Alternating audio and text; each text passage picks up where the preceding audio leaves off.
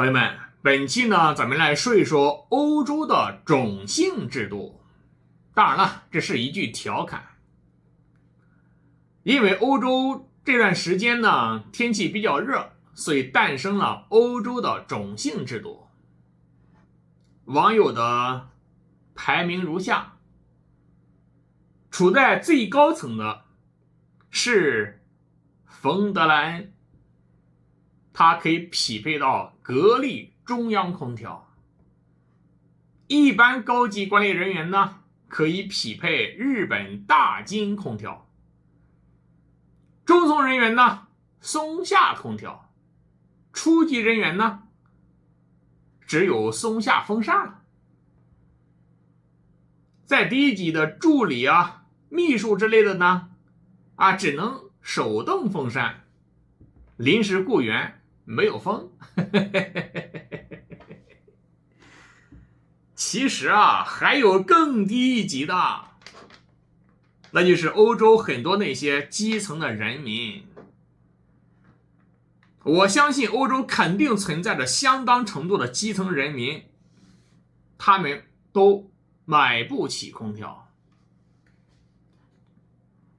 而且呢，很多的法律规章制度也不允许他们装空调。这些人呢，是最低级别的，禁止有风，只能受着。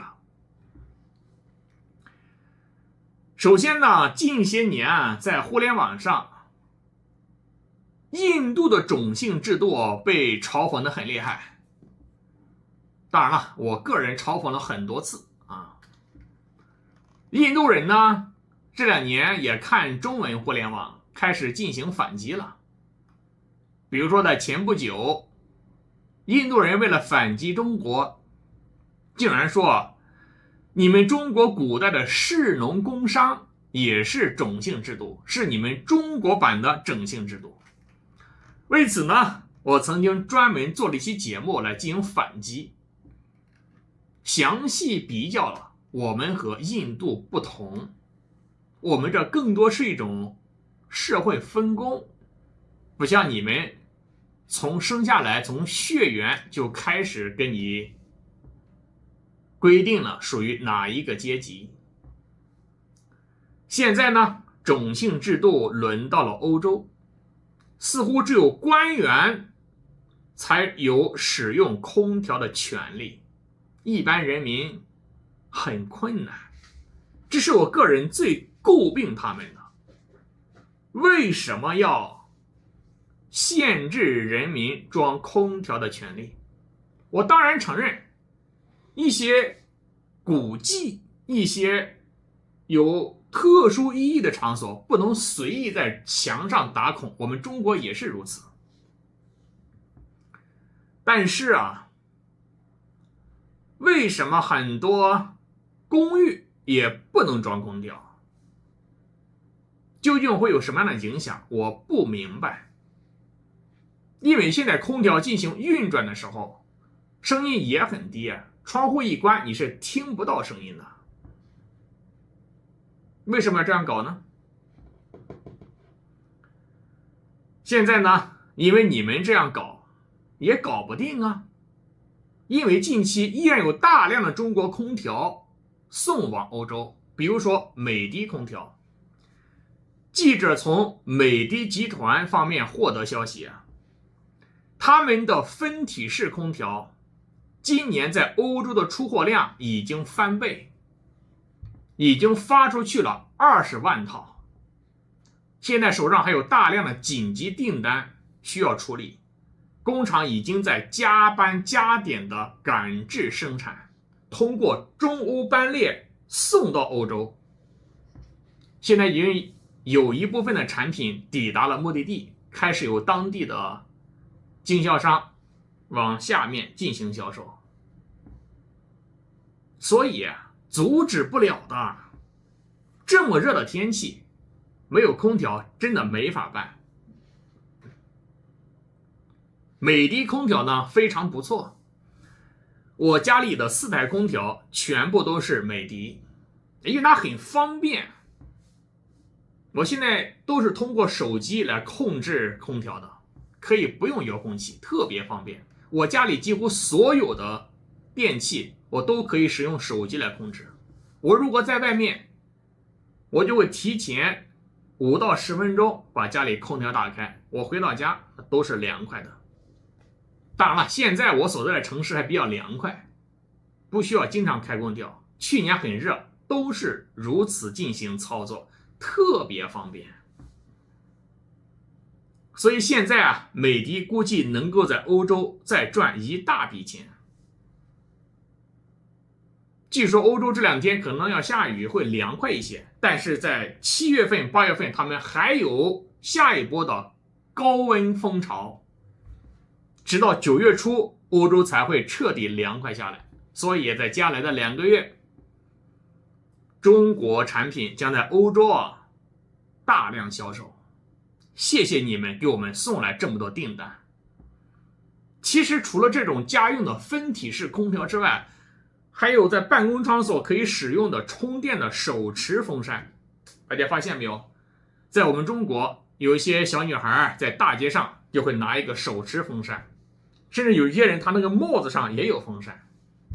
各种产品应有尽有，欧洲人赶紧下单吧。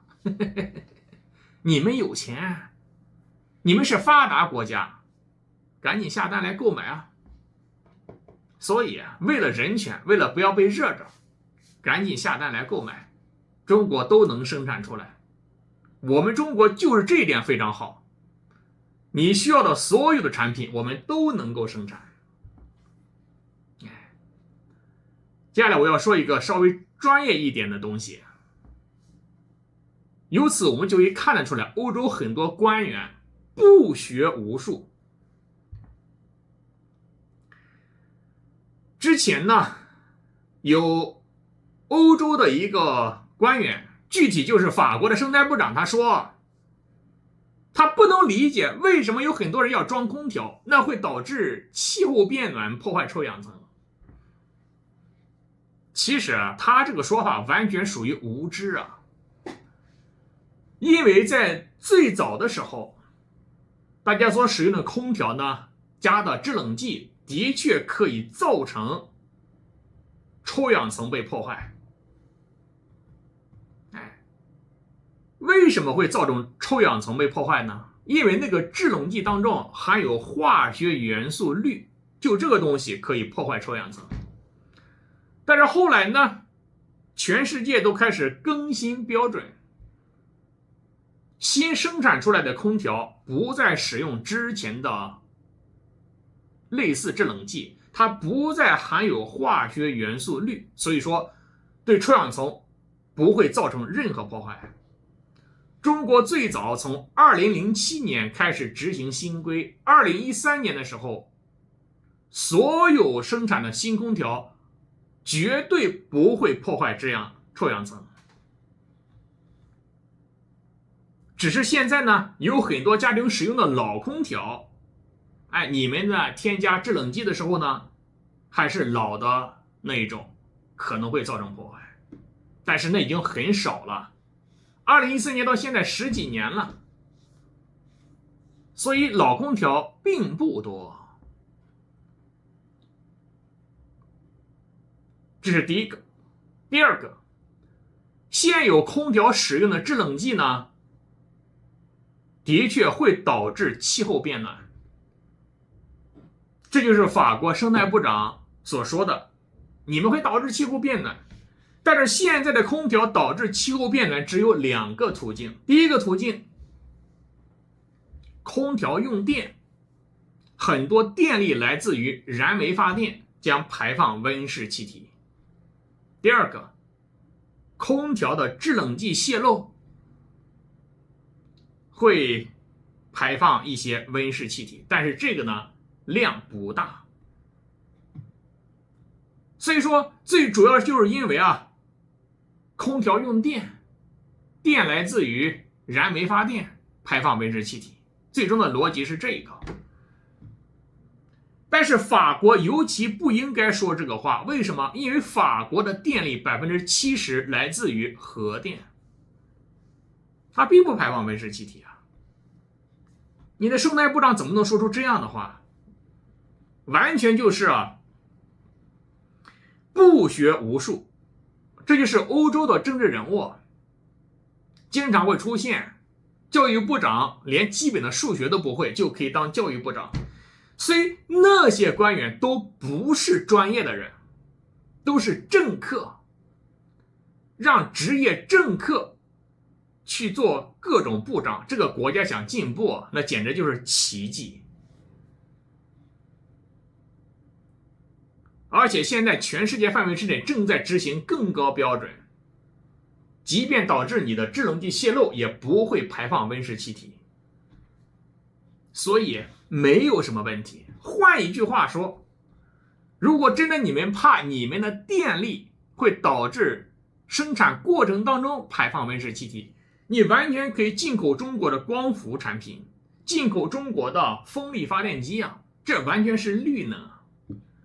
咱们中国现在的发电来自于太阳能和风力发电的已经达到 20% 了，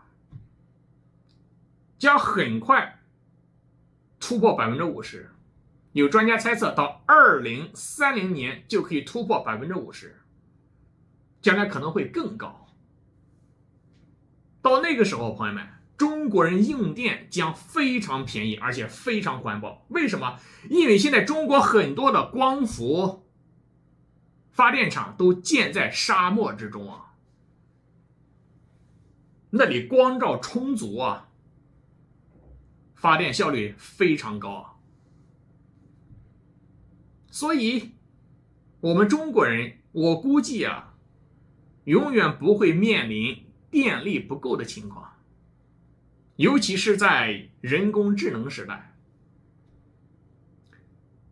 前两天有个专家做一个比喻，如果你使用人工智能生成一个5秒钟的视频，它所消耗的电量等于你把5部手机电量充满。朋友们，由此你就知道人工智能多么耗电，由此你就知道欧洲不可能诞生出来非常厉害的人工智能公司，日本不行，俄罗斯不行，台湾省不行，印度也不行。全世界能够诞生出来厉害的人工智能公司的只能是中美2个国家，我们各有优势。美国是硬件比较好，但美国缺电；中国是我们硬件稍微差一些，但是我们电力充足。其他的2个都不行，所以你们注定落后。所以从此我就想说，欧洲你们完蛋了，你们的官僚主义已经完全让你们的社会不再进步。